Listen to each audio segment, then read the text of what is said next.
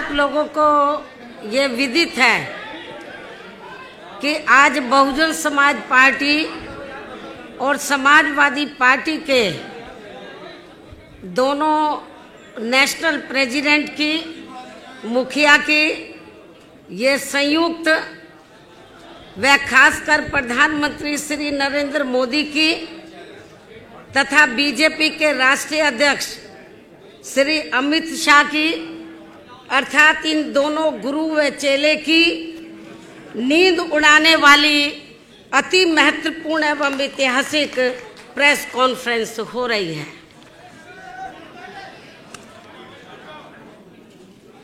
हालांकि इसकी वास्तव में पृष्ठभूमि ये है कि हमारी पार्टी बीएसपी ने परम पूज्य बाबा साहब डॉक्टर भीमराव अंबेडकर के देहांत के बाद उनके अधूरे पड़े कारवां को न केवल गति प्रदान की है, बल्कि काफी उतार चढ़ाव का सफर तय करते हुए उसे ऐतिहासिक सफलताएं भी प्रदान की हैं।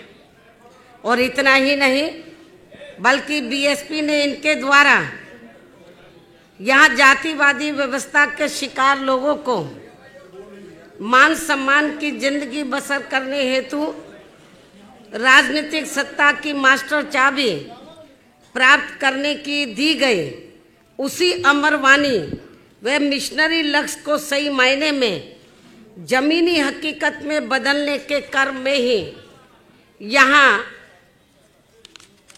लोहिया जी के बताए हुए रास्तों पर चल रही समाजवादी पार्टी से पहले सन 1993 में मान्यवर श्री कांशीराम जी व श्री मुलायम सिंह यादव जी के नेतृत्व में उत्तर प्रदेश में विधानसभा के हुए आम चुनाव में चुनावी गठबंधन करके ये चुनाव लड़ा गया था। और फिर उसके परिणाम स्वरूप ही उत्तर प्रदेश जैसे देश के सबसे बड़े व महत्वपूर्ण राज्य में हवा का रुख पूरी तरह से बदलते हुए तथा बीजेपी जैसी घोर जातिवादी व सांप्रदायिक पार्टी को पछाड़ते हुए तब यहाँ सरकार भी बनाई गई थी। हालांकि ये गठबंधन कुछ गंभीर कारणों की वजह से ज़्यादा लंबे समय तक नहीं चल सका था, लेकिन अब देश व जनहित को उन कारणों में से खासकर 2 जून 1995 के घटित हुए लखनऊ गेस्ट हाउस कांड से भी ऊपर रखते हुए, यानी कि देश व जनहित को इस कांड से भी ऊपर रखते हुए एक बार फिर हमने यहाँ देश में लगभग उसी प्रकार की दूषित राजनीतिक व सांप्रदायिकता के माहौल के मद्देनजर रखते हुए आपस में चुनावी समझौता करने का फैसला लिया है।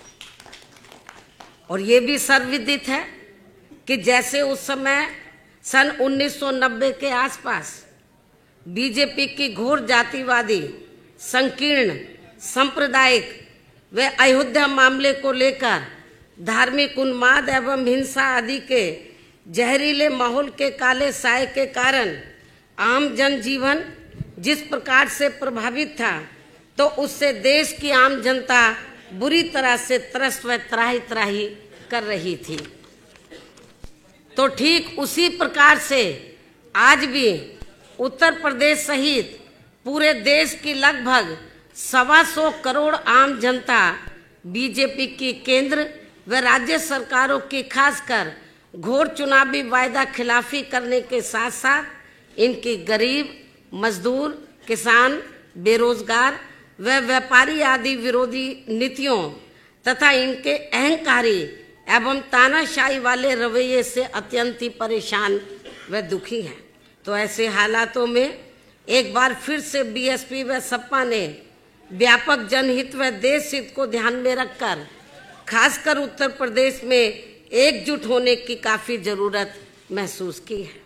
और इस संबंध में सर्व समाज की आम जन भावनाओं का पूरा कदर करते हुए तथा इनको पूरा आदर सम्मान देते हुए देश में लोकसभा के शीघ्र ही होने वाले आम चुनाव में पूरे जन संतोष वाला चुनावी गठबंधन करके ये चुनाव लड़ने का फैसला किया है और जिसकी आज ही घोषणा भी कर दी जाएगी, जो निश्चित तौर पर ये इस नए वर्ष सन 2019 में एक प्रकार से नए राजनीतिक क्रांति का संदेश ही माना जाएगा तथा जो देश के संविधान को उसके सही व असली जनहितैषी एवं कल्याणकारी मार्ग पर चलने का रास्ता ही मुकर्रर करेगा। और ऐसे में अब बीएसपी व सपा के बने इस गठबंधन से समाज व देश को बहुत उम्मीदें भी जग गई हैं, क्योंकि यह चुनाव जीतने के लिए केवल दो पार्टियों का ये एकजुट होना मात्र नहीं है, बल्कि ये समाज के अधिकांश आबादी का प्रतिनिधित्व करने वाले सर्व समाज के खासकर गरीबों, मजदूरों, किसानों, छोटे व मझोले व्यापारियों, युवाओं, बेरोजगारों, महिलाओं व अन्य मेहनत का आम जनता के साथ साथ दलितों, शोषितों, पिछड़ों, मुस्लिम व अन्य धार्मिक अल्पसंख्यकों के हितों की रक्षा एवं इनका प्रतिनिधित्व करने वाली एक शक्ति भी है, जो आगे चलकर देश के बेहतर कल को बनाने वाली सामाजिक परिवर्तन एवं आर्थिक मुक्ति के मिशनरी लक्ष्य की प्राप्ति का एक खास सामाजिक एवं आर्थिक क्रांति का आंदोलन भी बन सकता है। इसके साथ ही वैसे आपको ये भी मालूम है कि देश में पिछले लोकसभा और उसके बाद उत्तर प्रदेश में विधानसभा के हुए आम चुनाव में भी बीजेपी ने जिस प्रकार से केंद्र व उत्तर प्रदेश में यहाँ बेईमानी से अपनी सरकार बनाई है और जिनकी गलत नीतियों व गलत कार्य प्रणाली आदि से जनता आज बहुत ज़्यादा दुखी है, जिसे अति गंभीरता से लेते हुए फिर ऐसी जन विरोधी पार्टी को आगे सत्ता में आने से रोकने के लिए हमने पहले ही यहाँ उत्तर प्रदेश में कुछ लोकसभा व विधानसभा की सीटों पर हुए उपचुनाव में इनके अधिकांश उम्मीदवारों को हरा के इसकी शुरुआत भी कर दी है। जबकि इन चुनावों में कांग्रेस पार्टी के उम्मीदवारों की तो जमानत ही जब्त हो गई थी और फिर इसके बाद से पूरे देश में यह आम चर्चा शुरू हो गई कि उत्तर प्रदेश में 80 लोकसभा की सीटें हैं और यदि बीएसपी व सपा यहाँ गठबंधन करके लोकसभा का आम चुनाव लड़ते हैं तो फिर इस बार केंद्र में बीजेपी को सत्ता में आने से जरूर रोका जा सकता है। और वैसे भी इनके चुनावी वायदा खिलाफी, कुशासन व गलत नीतियों एवं जातिवादी, संकीर्ण, द्वेषपूर्ण, सांप्रदायिक व पूंजीवादी तथा अहंकारी व तानाशाही वाले रवैये एवं कार्य प्रणाली से अब पूरे देश में गरीब, मजदूर, किसान, व्यापारी व अन्य मेहनतकश लोगों के साथ साथ खासकर दलित, आदिवासी, पिछड़ा वर्ग, मुस्लिम व अन्य धार्मिक अल्पसंख्यक समाज के भी लोग अपनी विभिन्न समस्याओं को लेकर अभी तक भी हमें काफ़ी ज़्यादा दुखी व चिंतित ही नजर आते हैं।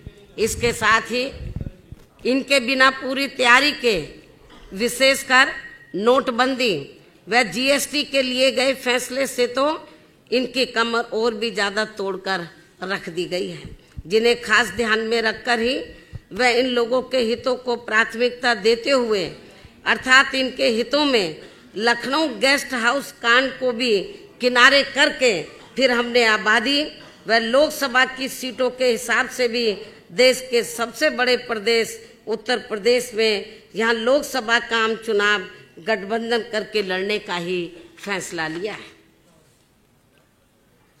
ताकि इस बार बीजेपी एंड कंपनी के लोगों को किसी भी कीमत पर केंद्र की सत्ता में आने से या विशेषकर उत्तर प्रदेश से ही रोका जा सके।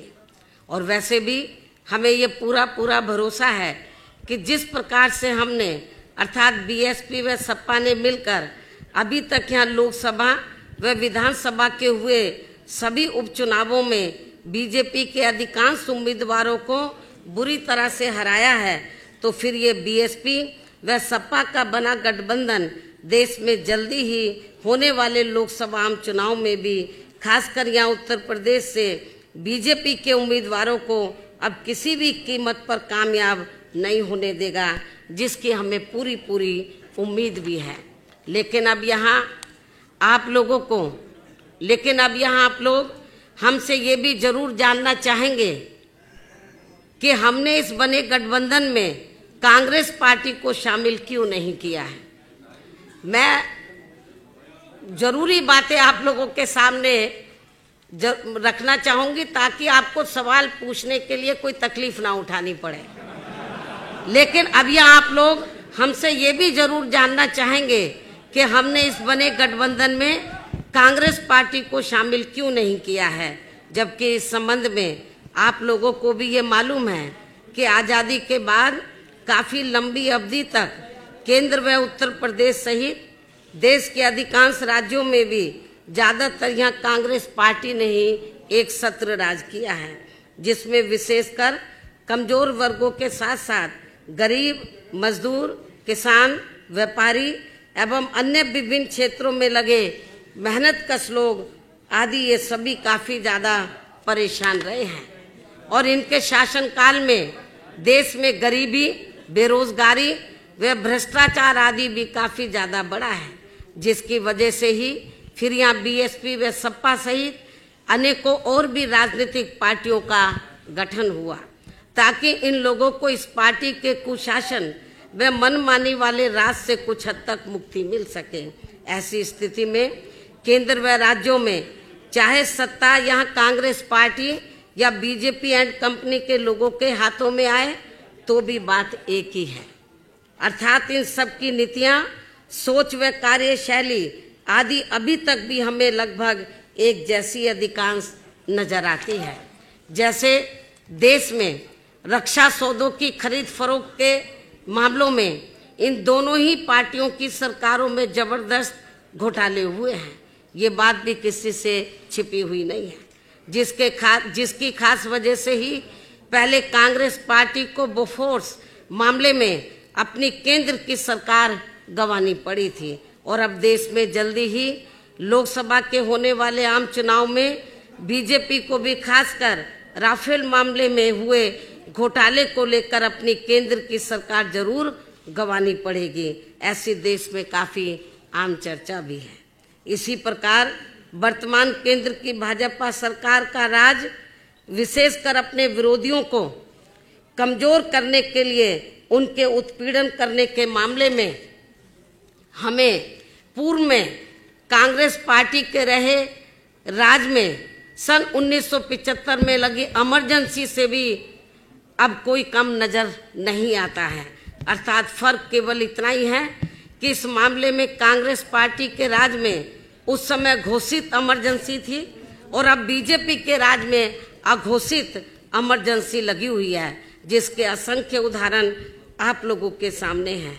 और इसके लिए अब ये लोग अपनी सरकारी मशीनरी का जबरदस्त दुरुपयोग करके वे जनता में अपने प्रभावशाली विरोधियों से घबराकर उनके विरुद्ध जबरदस्ती के काफी वर्षों पुराने गड़े मुर्दे उखाड़ने में लगे हैं, जिससे अब इनको देश में शीघ्र ही लोकसभा के होने वाले आम चुनाव में सन 1977 की तरह ही काफी भारी नुकसान भी होने वाला है। इसके साथ ही गठबंधन को लेकर कांग्रेस पार्टी के बारे में यह बात भी सर्वविदित है कि बीएसपी व सपा को कांग्रेस पार्टी के साथ चुनावी गठबंधन करने से कोई खास लाभ मिलने वाला नहीं है, क्योंकि इस मामले में हमारा अभी तक का अनुभव ये रहा है कि इनके साथ गठबंधन करके चुनाव लड़ने से हमें छोड़ी गई सीटों पर इस पार्टी का अपना अधिकांश वोट ट्रांसफर नहीं होता है और वह ज़्यादातर बीजेपी व अन्य जातिवादी पार्टियों को ही चला जाता है, या फिर जानबूझकर एक सोची समझी रणनीति के तहत उसे अंदर अंदर ट्रांसफर भी कर दिया जाता है।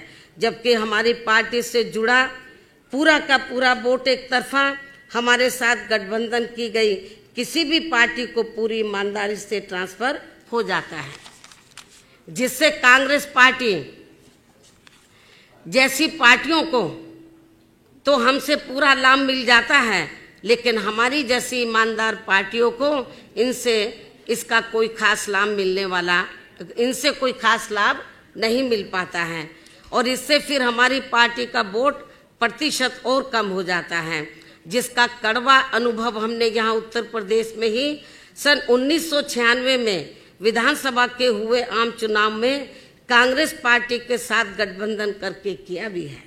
और शायद लगभग यही कड़वा अनुभव यहाँ पिछले विधानसभा के हुए आम चुनाव में समाजवादी पार्टी ने भी कांग्रेस पार्टी के साथ गठबंधन करके किया है। ऐसी स्थिति में फिर हमने अपनी पार्टी व मूवमेंट के हित में देश में जल्दी ही लोकसभा के होने वाले आम चुनाव में खासकर यहाँ उत्तर प्रदेश में बीएसपी व सपा के बने गठबंधन में कांग्रेस पार्टी को शामिल नहीं किया है। हालांकि अब हमारी पार्टी ने पूरे देश में ये फैसला लिया है कि हमारी पार्टी अब आगे कांग्रेस पार्टी की तरह ऐसी अन्य और किसी भी पार्टी के साथ गठबंधन करके कोई चुनाव नहीं लड़ेगी, जिससे हमारी पार्टी को खुद ही राजनीतिक नुकसान पहुंच जाए, यानी कि उसका वोट हमें ट्रांसफर ना हो सके।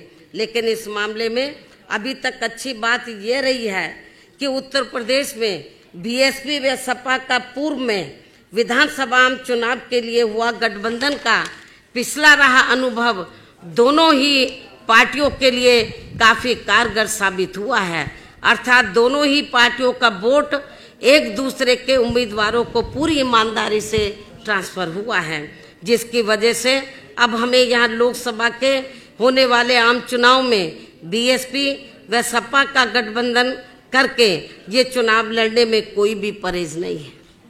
और अब हमें पूरा भरोसा है कि यहाँ बीएसपी व सपा का बना ये गठबंधन इस बार केंद्र में बीजेपी को किसी भी कीमत पर सत्ता में आसीन नहीं होने देगा, और इनको इस बार हर हालत में यहाँ उत्तर प्रदेश से ही रोक देगा, बशर्ते यदि इस पार्टी ने पूर्व की तरह यहाँ वोटिंग मशीनों में कोई गड़बड़ी नहीं की, तथा ना ही इन्होंने खासकर राम मंदिर निर्माण के नाम पर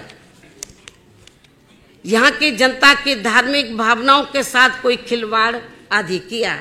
इन्हीं जरूरी बातों के साथ ही अब मैं उत्तर प्रदेश में बीएसपी व सपा के बने इस गठबंधन के संदर्भ में ये कहना चाहूँगी कि उत्तर प्रदेश में इन दोनों पार्टियों का यहाँ लोकसभा चुनाव में एक साथ मिलकर चुनाव लड़ने का हमारा ये गठबंधन फाइनल हो चुका है, और इसके लिए हमने दिनांक 4 जनवरी को दिल्ली में इकट्ठा बैठकर वे काफी गहन सोच विचार करके प्रदेश की सभी 80 लोकसभा की सीटों का फाइनल बंटवारा भी कर लिया है। और इसके बाद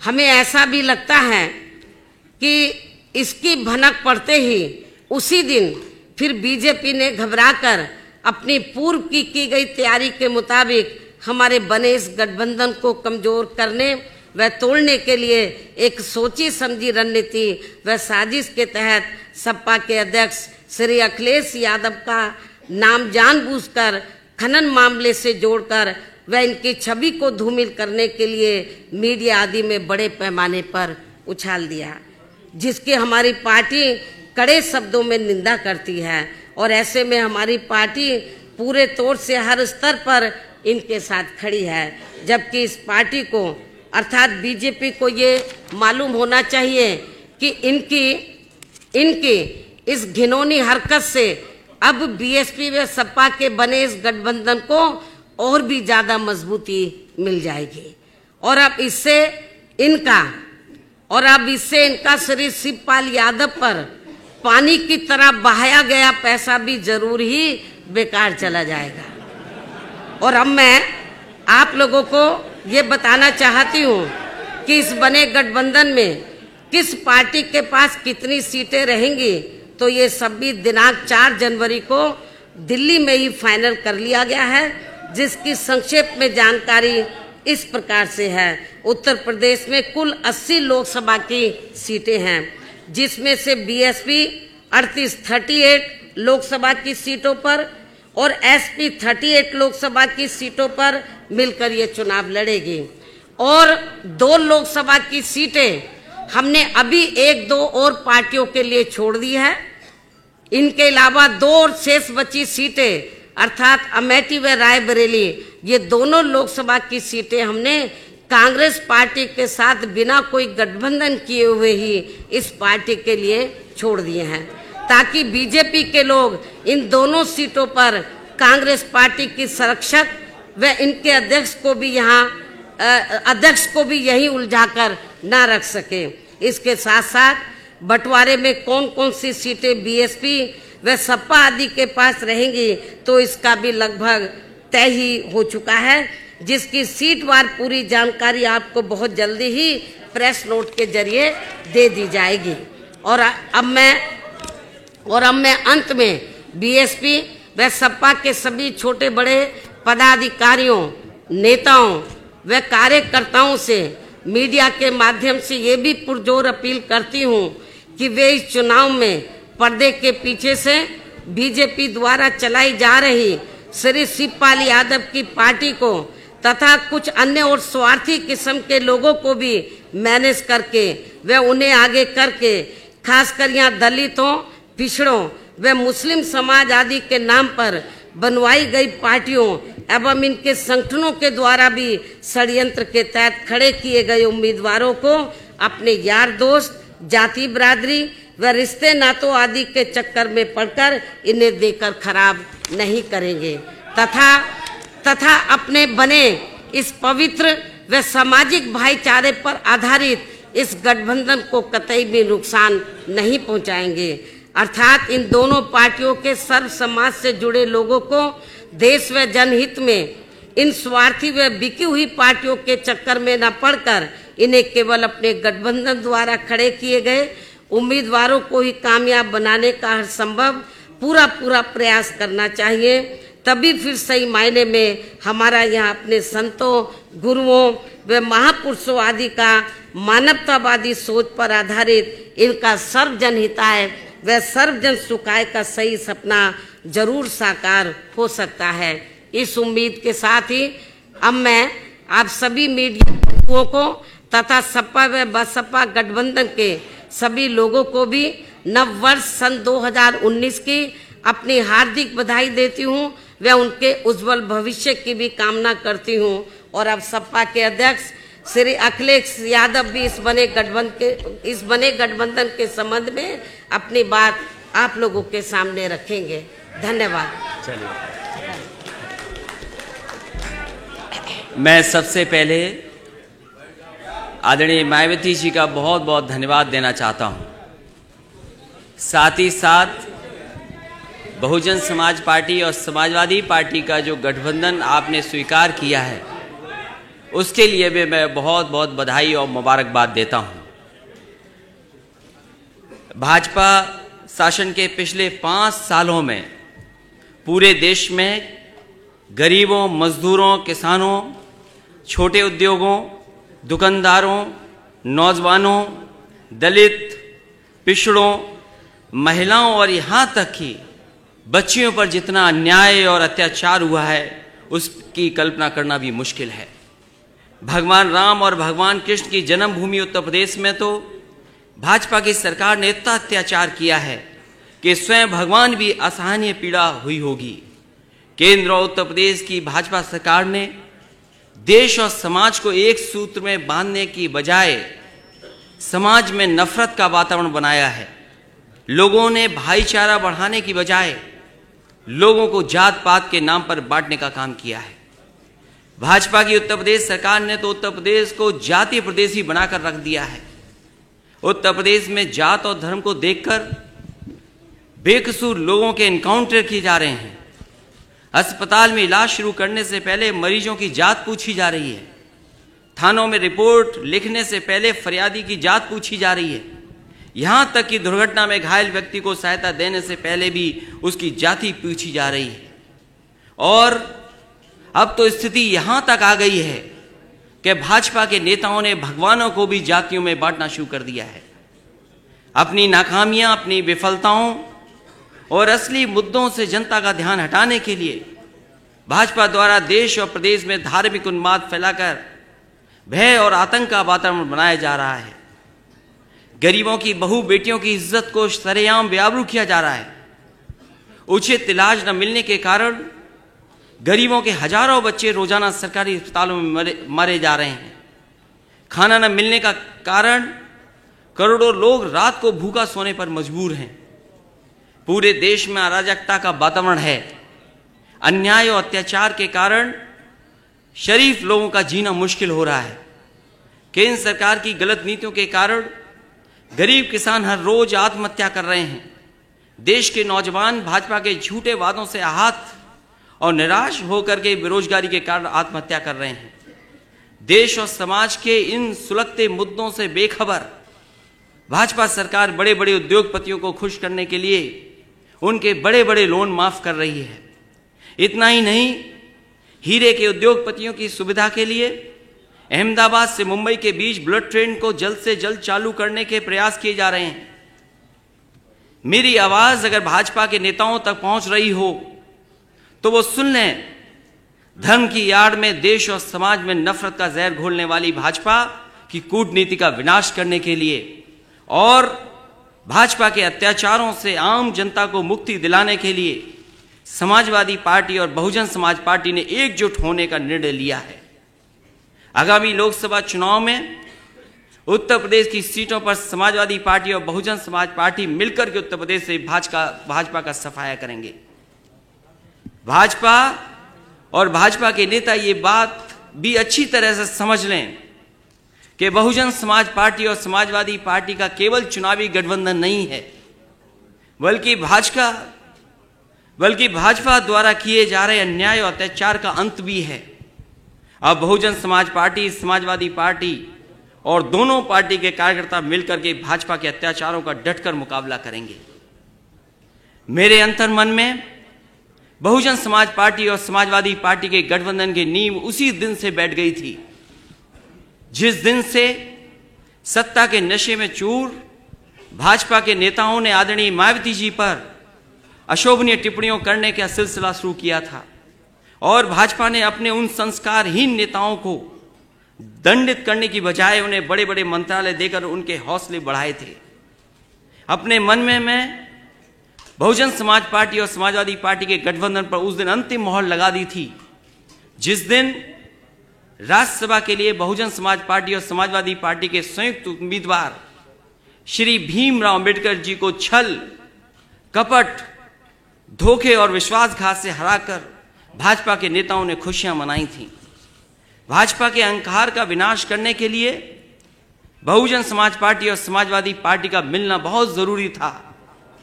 आपको याद होगा, मैंने इसीलिए कहा था कि बहुजन समाज पार्टी से गठबंधन करने के लिए अगर हमें 2 कदम पीछे भी हटना पड़ेगा तब भी हम गठबंधन करेंगे और भाजपा के अहंकार को तोड़ेंगे। मैं एक बार फिर आदरणीय मायावती जी का धन्यवाद दूंगा कि कम से कम आपने बराबर का एक दूसरे का सम्मान करने का काम किया है गठबंधन में। आज से समाजवादी पार्टी का प्रत्येक कार्यकर्ता इस बात को गांठ बांध ले कि आदरणीय मायावती जी का सम्मान मेरा सम्मान है और अगर भाजपा का कोई भी नेता आदरणीय मायावती जी का अपमान करता है तो समझ लेना कि वो अपमान आदरणीय मायावती जी का नहीं बल्कि मेरा अपमान हुआ है। हम समाजवादी हैं और समाजवादियों की ये विशेषता होती है कि वो दुख और सुख दोनों में बराबर के हिस्सेदार होते हैं। इसलिए हमें इस रिश्ते को मजबूती के साथ और आगे बढ़ाना है। बहुजन समाज पार्टी और समाजवादी पार्टी के गठबंधन से घबराकर अपनी आदत के अनुसार भाजपा तरह तरह के षड्यंत्र रच सकती है, गलत फहमी पैदा करके हमारे कार्यकर्ताओं के बीच नफरत का वातावरण बना सकती है। भाजपा द्वारा दंगा फसाद कराने का प्रयास भी किया जा सकता है, परंतु हमें संयम और धैर्य से काम लेना है। हमें भाजपा की हर साजिश को नाकाम करना है और आपसी भाईचारे को मजबूत करना है। मैं आदरणीय मायावती जी का द्वारा देश हित में लिए गए उनके ऐतिहासिक निर्णय का एक बार फिर स्वागत करता हूं और मैं विश्वास दिलाता हूं कि अब भाजपा के अत्याचारी शासन का विनाश निश्चित है। मैं इस बात का भी विश्वास दिलाता हूं कि समय के साथ समाजवादी पार्टी और बहुजन समाज पार्टी के संबंध और भी अधिक मजबूत होंगे। इन्हीं शब्दों के साथ मैं एक बार फिर आप सभी पत्रकार साथियों का स्वागत करता हूं और बधाई देता हूं। इस गठबंधन के लिए आदरणीय मायावती जी का एक बार फिर बधाई और बहुत बहुत धन्यवाद। अब मैं आप सबको सवालों के लिए आमंत्रित करता हूं। सबसे पहला सवाल Pankaj Jha, ABP news. Shri Pankaj Jha, ABP news, mic पहुंचाएं। Pankaj Jha, ABP news.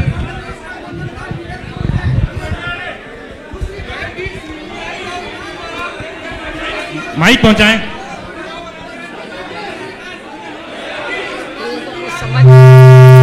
एक एक करके सवाल पूछें।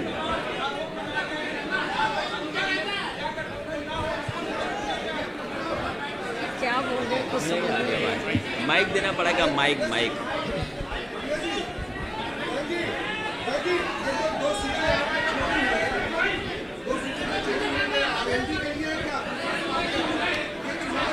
इसका जवाब बहुत जल्दी ही आपके सामने आ जाएगा।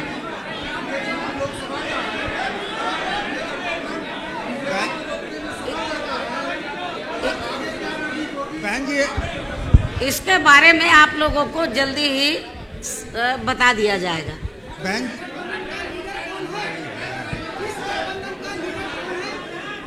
बहन जी, आपसे सवाल है। आपको इस गठबंधन के दोनों नेता नजर नहीं आ रहे? बैठे तो हैं। बहन जी, ये सवाल आपसे है। आपको नजर नहीं आ रहा है? बहन जी, एक बात बताइए कि जो लोकसभा चुनाव में, अभी तो चुनाव हुआ नहीं है, जब चुनाव हो जाएगा, रिजल्ट आ जाएगा, इसका जवाब दे दिया जाएगा। बहन जी, आपसे सवाल है। बहन जी, आप पूछिए, आप पूछिए, आप प्लीज, आपसे रिक्वेस्ट, आप पूछिए, पूछिए ना। लोकसभा चुनाव में गठबंधन हो गया, आप क्या लोकसभा चुनाव लड़ेंगी और किस सीट से लड़ेंगी?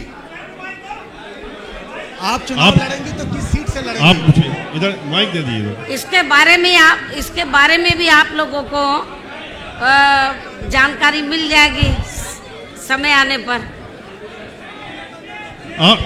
अगर कोई प्रश्न और नहीं है तो फिर हम लोग रिक्वेस्ट करेंगे कि मायावती जी प्रेस कॉन्फ्रेंस हो।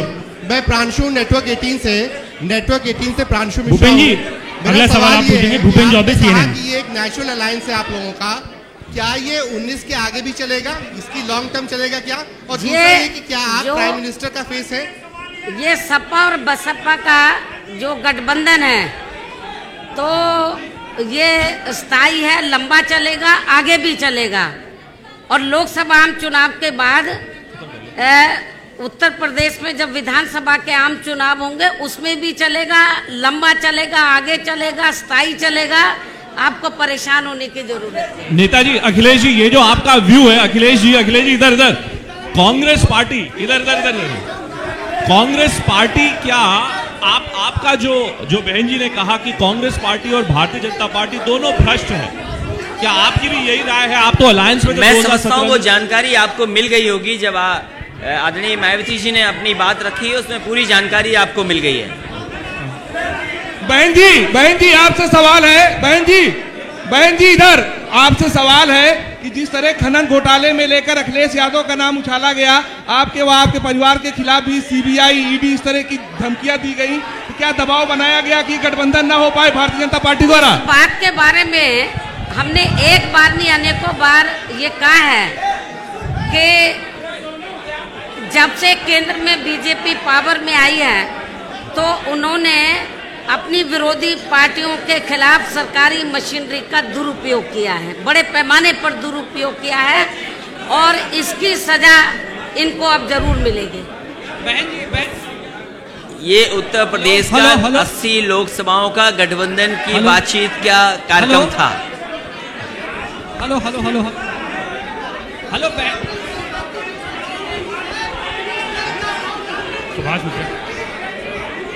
सुभाष मिश्रा जी, आप कुछ पूछना चाहते हैं? आप पूछिए, आप पूछिए। सुभाष मिश्रा जी, सुभाष मिश्रा जी, आप पूछिए। हेलो हेलो हेलो, बहन जी हेलो हेलो, मेरा अखिलेश जी आपसे प्रश्न है कि कल रात भी आपने एक इंटरव्यू में मायावती जी की बहुत तारीफ की थी। हेलो हेलो, हाँ जी, आवाज आ रही है अब। आ रही है आवाज? मेरा आपसे प्रश्न है कि कल एक इंटरव्यू में आपने मायावती जी की बहुत तारीफ की थी और आज भी आपने कहा कि आपसे ज़्यादा अनुभवी हैं, 4 बार की मुख्यमंत्री हो चुकी हैं। क्या उस कोई स्थिति बनेगी कि मायावती जी को आप प्रधानमंत्री के रूप में सपोर्ट करेंगे? आपको पता है कि मैं किसको सपोर्ट करूंगा और मैंने पहले भी कहा और आज फिर कहता हूं कि उत्तर प्रदेश ने हमेशा प्रधानमंत्री दिया है और हमें खुशी होगी कि उत्तर प्रदेश से फिर एक प्रधानमंत्री बने। अखिलेश जी, आप पूछिए। अखिलेश जी आरएनडी अखिलेश जी प्रधानमंत्री पे आप पूछ चुके हैं कि और प्रश्न करने दीजिए। अब आप। मैं पवन सिंह सेंगर सहारा समय से मैं ये जानना चाह रहा हूँ कि चौधरी अजीत सिंह ने कहा है कि 5 सीटों का वो गठबंधन से मांगने का काम कर रहे हैं। वो आपको जानकारी मिल जाएगी समय आने पर, उस की जानकारी आपको मिल जाएगी। 4 सीट ही छोड़े हैं, नहीं, आपको सीटों की जानकारी दे दी जाएगी।